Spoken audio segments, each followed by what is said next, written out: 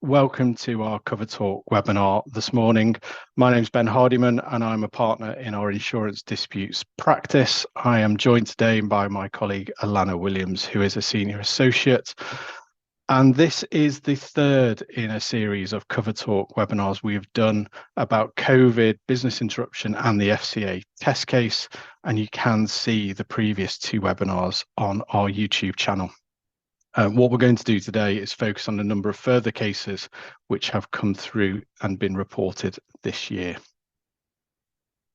So to today's agenda, just briefly, I'm going to start to talk about the decision which relates to disease at the premises, which was considered in the London International Exhibition Centre and Royal and Sun Alliance. I will then go and talk about Sublimit and aggregation, which was considered in Pizza Express and Liberty Mutual. Alannah will then look at the decision relating to damage, which was considered by the court in Bellini v. Britt. And then Alannah will look a bit to the future and some of the cases we understand are coming down the track, likely to be reported in the next few months. So things to watch out for. So just before I get going on the London International case, we are now, quite unbelievably, almost 3 years on from the FCA Supreme Court decision.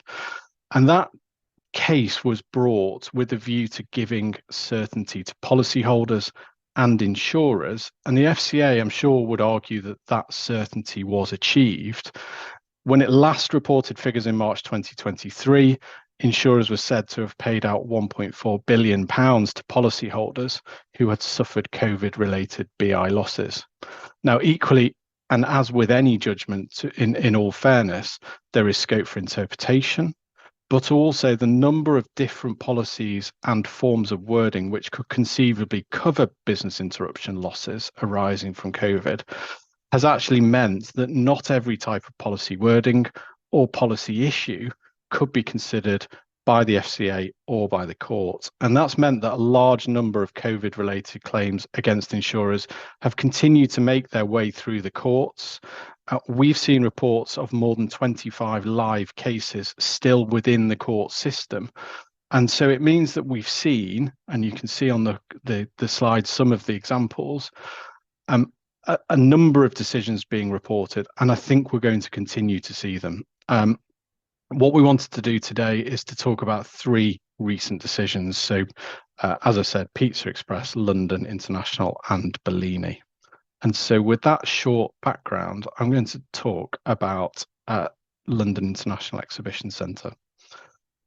In the FCA test case, the Supreme Court was asked to consider a sample of policy wordings, which covered losses caused by the closure of premises or interruption to the use of policyholders' premises, or the occurrence of a notifiable disease within a certain distance of the policyholder's property. Now, that radius from the premises, which in the wordings considered by the Supreme Court was between 1 mile and 25 miles from the property, was a very contentious issue between the parties, and it gave rise to a particularly complicated assessment of and consideration of causation. Now, given that proximity to the insured premises was considered in such detail, it always struck me as quite odd that the FCA hadn't asked the court to look at the policies which provide cover where the occurrence of the disease was at the premises, or otherwise known as ATP cover, which I'll talk about today. And in fact, I know from some of the work that I've done in this arena that a number of insurers have declined claims on ATP wordings on the basis that they are not addressed by or covered by the Supreme Court reasoning. And in fact, this judgment expressly records that there is a large proportion of outstanding BI claims which relate to ATP wordings. Now, the case and the judgment deals with a number of issues, including timing of an occurrence for when a policy is triggered, but we only have a short amount of time available, and this ATP issue was really its key focus. And because there are a large number of outstanding claims, it was actually in itself a bit of a test case. The commercial court consolidated the claims of several policyholders against a number of insurers relating to various different ATP wordings. What is an ATP wording? Well, I've put one of them on the slide that you can see, but they are even more simple than this. So it goes as simple as an occurrence of a notifiable disease at the premises where COVID was and is accepted to be a notifiable disease. The question the court had to consider was whether the words at the premises entails the same approach to causation that the Supreme Court had taken to the radius clauses I mentioned earlier. Now, in theory, that sounds relatively simple, but it still required nearly 100 pages worth of analysis in the judgment because this is clearly a very complex issue to grapple with.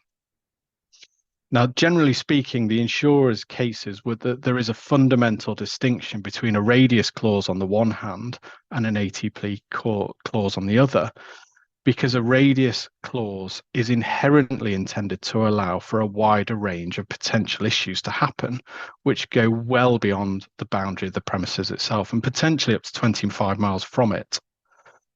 ATP cover, on the other hand, is clearly intended to contemplate those occurrences in a very limited, narrow, and clearly defined radius, i.e. the premises themselves. Now, the insurers sought to distinguish the Supreme Court's position on the basis that the narrow radius meant it was appropriate to apply a different causation test. But as you read through the judgment, it's apparent that they were unable to advance a common causation approach. Generally speaking, they were focusing on the traditional but-for causation test, which the Supreme Court had moved away from when it considered the radius wordings. As it happens, insurers' arguments were rejected, the policyholders' claims were successful, and the Supreme Court causation test was found to apply irrespective of whether the radius has been set at 25 miles or the premises itself. And since each case of COVID was a concurrent and equally effective cause of the national response to the pandemic, and as a follow-on, the interruption to the policyholder's business, it's not the existence of the radius, but rather the nature of the disease which leads to actions being taken by the government, for example. And the radius, the court found, was therefore simply a line which is drawn in a policy. It is still necessary to apply the same causation test as established by the Supreme Court. So a very important decision from that perspective. I think what it does mean, though, is that policyholders must still prove there was an occurrence of the disease at the premises. Once they do that, causation will be satisfied on this decision. But proof of an occurrence is going to be more challenging for an at the premises wording policyholder than for a policyholder on, say, a 25-mile radius, because the latter can point to the vast amount of information that is available about the prevalence of a disease. Notwithstanding that, this was a significant win for policyholders. Now, moving on to sublimits and the Pizza Express and Liberty decision. This was a preliminary issue hearing, and the requirement on the court was to determine the interplay between limits of liability and sublimits under the policy and the impact that would have on aggregation. Pizza Express had two potentially relevant business interruption extensions on the policy: the notifiable disease and the prevention of access covers, which have been discussed and considered at length in a test case, and each of those had a sublimit of 250,000. The question for the court was whether those sublimits were subject to the aggregation provision. Now, this is quite a policy-specific reason, but one of the reasons I think it will have reached the hearing is that, as actually occurs with many of these COVID claims, there is a potentially huge swing in outcomes. So on the one hand, you've got the insurers who are seeking to aggregate the sublimit of £250,000 for up to three occurrences, so a maximum of £750,000. Pizza Express, on the other hand, was arguing there was no such aggregation provision applicable to the sublimit. And so it was seeking about £260 million because of the wide-ranging impact the pandemic had on its use of 475 restaurants in the UK. Now, I've put the wording from the schedule on the slide, and I would ask you as you read it to focus on the words sublimits, limit of liability, and limits of liability, because they are the bones of contention here. And below this provision is a box which sets out each of the covers and the relevant sublimits for each of the notifiable disease and prevention of access extensions. Now, it's common ground between the parties that both limit of liability and limits of liability were capitalised. Neither was actually defined. And there is no doubt that the schedule used different words, seemingly to say the same thing, but with no consistency in terms of capitalisation of terms to make this clear. So Pizza Express argued that there was a clear distinction between the sublimit wording and limit of liability wording in the first line, and the limits of liability, note the S there, on the second. Its argument was that different use of the words limit and limits meant the policy should be read to give them different meanings. If insurers had intended them to mean the same thing, why not use the same words, the same phraseology, or capitalise or define to make them, to explain that? So Pizza Express said any ordinary reader would read the paragraph to mean that sublimits referenced on line 1 were not intended to be subject to the any one occurrence aggregation provision on line 2, because the second sentence makes no reference to sublimits at all. Insurers' position was simple. All limits, it said, applied whether the words said limit, limits, or sublimits, and they were all therefore subject to the any one occurrence aggregation provision on line 2. And the court accepted that argument. It said that the words in the policy should be given their ordinary meaning, which is that all limits of liability on line 2 apply to all of the limits in the policy, including those described as sublimits. The court wasn't interested, and expressly said it wasn't interested, in small textual differences and minor inconsistencies in the wording. What the reasonable reader thinks or considers would be key. And so it found there was no basis to suggest the Pizza Express meaning should be read into the clause. Now, as I mentioned, this was a preliminary issue. It is yet to be decided if the policy does provide cover, but if it does, cover will be limited by the any one occurrence aggregation provision to between 1 and 3 occurrences, as we've seen in the Stonegate and Greggs decisions. The judge had very little difficulty reaching this conclusion. He said the answer was clear, and he refused permission to appeal. We've seen nothing to suggest that Pizza Express has successfully applied to the Court of Appeal, but it might be one to keep an eye on because there is so much money at stake. I am now going to pass over to Alannah to discuss the Bellini and Britt case. Thanks very much, Ian. Very briefly, before I start talking about Bellini, I am reminded to mention that there was another COVID-19 BI case that dealt with a damage wording called T. Casey London and Allianz. The decision for that was handed down in October 2020 before the FCA Test Case. That case dealt with a slightly different wording to that in Bellini, which provided for cover for BI by any event being defined as accidental loss, destruction, or damage to that property. So in that case, TKC London had a cafe which had to close during the lockdown, and they argued that deterioration of its stock during the period of its closure had caused an interruption or interference with the business, for which it was entitled to claim under the policy.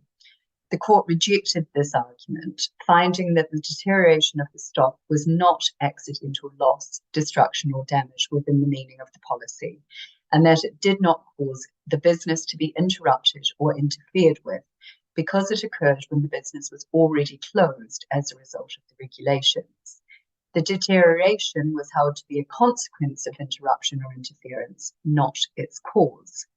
So turning to the more recent damage case in Bellini and Brett, this decision was handed down by the Commercial Court in June this year and involved a claim by a restaurant called Bellini in Sunderland. The introductory paragraph of the extension there, which you can see on the slide, provided the BI cover arising from any human infectious or contagious disease and required the interruption of or interference with the business to have been caused by damage.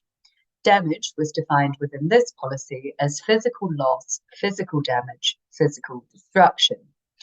It was common ground between the parties, however, that there had been no physical loss of or damage to the policyholders' premises or their property. So the preliminary hearing there dealt with the question of whether on the true construction of the relevant clause in the policy there could be cover in the absence of damage as defined. Bellini, the policyholder, emphasised that the purpose of clause 8.2.6, which you see on the slide, was to provide cover for notifiable infectious human diseases, and in particular, notifiable diseases that manifested in a broad radius of a 25-mile area rather than being localised only at the premises.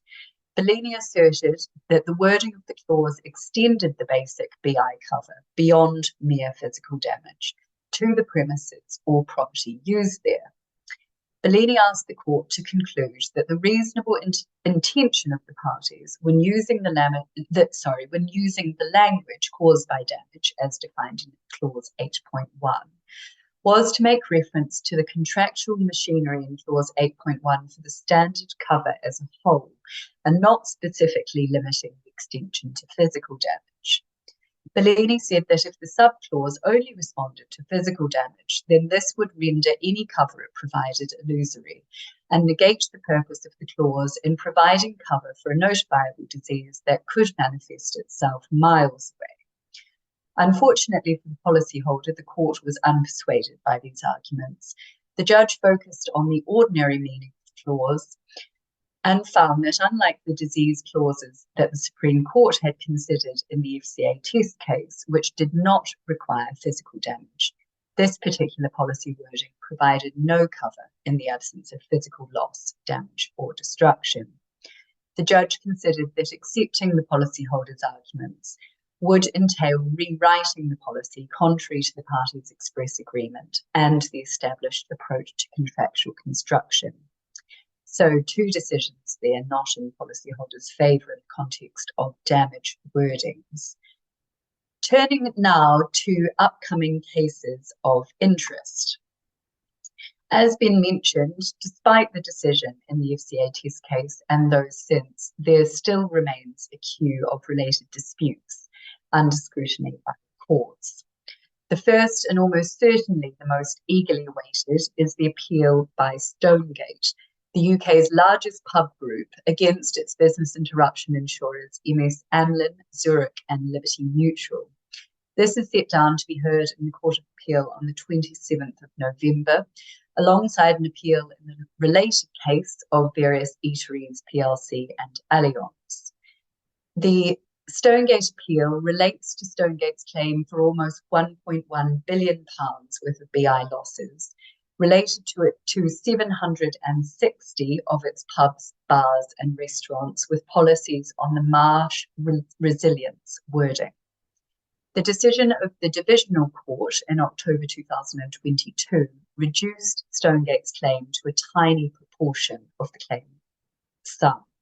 In particular, the Commercial Court rejected Stonegate's arguments that it was entitled to recover all its losses up to the end of the maximum indemnity period of 30 April 2023 in the context of a period of insurance in the policy that expired on 30 April 2020. Stonegate only established proximate causation up to the reopening of venues after the first lockdown in early July 2020, subject to very narrow exceptions.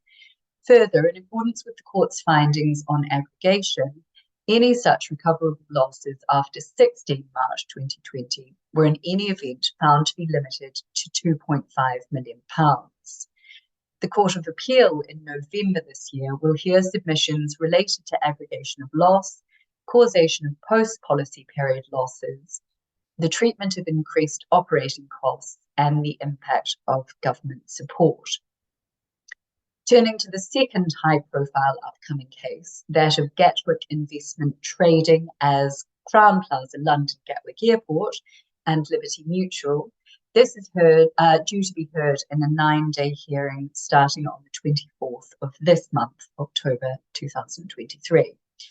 The Gatwick case concerns a denial of access non-damage wording, which provides for BI losses following interference with the business carried out by the insured in consequence of action by the police or other statutory authority, following danger or disturbance within 1 mile of the premises, which shall prevent or hinder use of the premises or access thereto.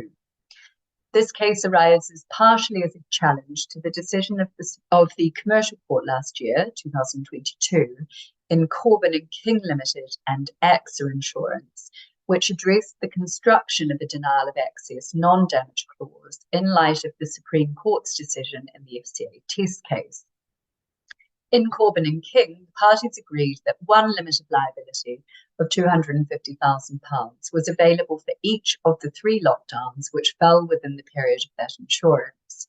The issue was whether that applied per premises. Mrs. Justice Cockrell in that case considered whether there was a single limit of £250,000 in respect of all premises for any one claim, or whether there was a limit of £250,000 for each set of premises. The court there decided that the limit applied per premises, drawing on the composite nature of the policy and the wording used. Permission to appeal was granted in the Corbin and King case, but no appeal will be challenged. This decision left some insurers unhappy and has led to the sideways challenge in Gatwick Investment and Liberty Mutual. The Gatwick case, we understand, will also consider policy limits and credit for furlough payments. Finally, the third case of note, which is to be heard on the 1st and 2nd of November this year, directly following the Gatwick hearing, that is International Entertainment Holdings Limited and others, and Allianz. International Entertainment is the theatre company behind venues like the Savoy Theatre and the Ambassador Theatre in London's West End. It is pursuing Allianz Insurance on its own account and on behalf of 14 of its subsidiaries and venues owned by the group. We understand that the relevant policy in this case also includes a denial of access wording, providing for indemnity as a result of interruption of or interference with the claimant's businesses as a result of an incident likely to endanger human life or property within a 1 mile radius of the premises, in consequence of which access to or use of the premises is prevented or hindered by any policing authority. In this case, the policy wording caps insurers' liability for any one claim in the aggregate during any period of insurance at £500,000, with a maximum indemnity period of 3 months. The theatre group here says its policy with Allianz was a composite policy, which would mean there were separate contracts in place for each venue. So keep an eye out for the decisions in these cases later this year, which will hopefully provide further clarity, particularly around aggregation of losses and prevention of excess wordings. I'm now going to hand over to our colleague Harriet Strebbins, who's been keeping an eye on the Q&A box and I believe has a couple of questions. Thank you very much, Alannah. We just have a couple of minutes to run through a couple of observations, if I may, and perhaps pose these at Ben in the first instance. Ben, comment has been made about the lengthy discussion around the meaning of the words radius and in the vicinity in the London case. Obviously, it would have been helpful to have included debate around the meaning of the phrase at the premises in the FCA test case, but sadly that wasn't to be. Were you surprised that the Supreme Court were not asked to consider ATP clauses at the same time as radius? Frankly, yes. I always thought it felt like an omission that they were not considered, and this decision kind of indicates that it was. I spoke to a lot of brokers in 2020, 2021, where they had clients who were left in a position where their cover was unclear, having been sat on an ATP wording. So yeah, I'm surprised it's taken this long for this to be considered, and potentially it could have been dealt with earlier. And for a much less cost, no doubt. Probably, yes.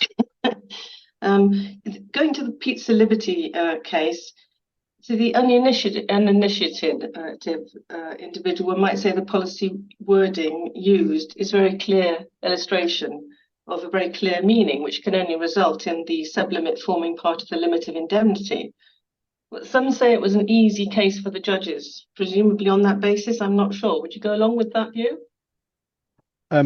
Well, the judge actually expressed that it was a relatively easy decision to make, but I think the sort of the takeaway for any insurer looking to draft a wording is the importance of clarity, and in this case there was a line of argument available to Pizza Express because the words were not clear, and so I think it is an important message. I think the reality is these cases, because of the aggregation aspects to it, Pizza Express has got 475 restaurants, and so its claim multiplies by 475 potentially. So these issues are worth a lot of money to fight about. Yes, that's true. And we have no time to continue the conversation, unfortunately, but very, very interesting submissions. And thank you both very much indeed. There are one or two comments to be dealt with after we finish. So I'll pass the baton back to you, Ben, if I may. Yeah, thank you. So we will respond to the remaining comments by email. Before I ask you for feedback, I do want to promote our next cover talk, 23rd of November. It will be hosted by my colleagues Jackie King and Suki Lung. Jackie and Suki will be talking about the new war exclusion on cyber policies, and so we do hope you can join us on that occasion. Thank you very much for joining us today.